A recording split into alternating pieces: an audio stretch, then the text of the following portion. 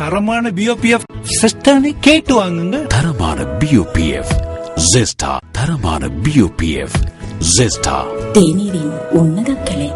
நட்பண்புள்ள சமூகத்தை உருவாக்க வேண்டுமாயின் பிள்ளைகளை முறையாக வழிநடத்த வேண்டும் என முதலீட்டு ஊக்குவிப்பு அமைச்சர் லக்ஷ்மண் யாப்பா அபேவர்தன தெரிவித்துள்ளார்.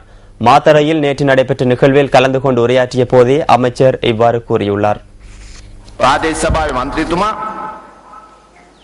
பிரதேச சபை உறுப்பினர் பாடசாலை அதிபரை தாக்குகின்றார். மற்றொரு மாகாண சபை உறுப்பினர் ஆசிரியரை மண்டியிட வைத்தார். ஒரு சில சந்தர்ப்பங்களில் அரசியல்வாதி என அடையாளப்படுத்திக் கொள்ள எமக்கு வெட்கமாக உள்ளது. சமூகத்தை நெறிப்படுத்த வேண்டுமாயின் முதலில் பிள்ளைகளை உரிய வழியில் இட்டுச் செல்ல வேண்டும். தெலிஜவில மத்திய கல்லூரியில் 9ஆம் தரத்தில் கல்வி கற்கும் மாணவனை 9 வயது மாணவியை 65 வயது 70 வயது தந்தை துஷ்பிரயோகத்திற்கு உட்படுத்துவாராயின் இந்த சமூகத்தை எவ்வாறு மாற்றியமைக்க முடியும்? இந்த சமூகம் சீர்குலைவதற்கான காரணம் என்ன? பிள்ளைகளே எமக்கு உள்ள மிகப்பெரிய வளமாகும். சிறந்தவை அனைத்தும் பிள்ளைகளுக்கு என நாம் கூறுகின்றோம். எனினும் கெட்ட விடயங்களையே பிள்ளைகளுக்கு கொடுக்கின்றோம்.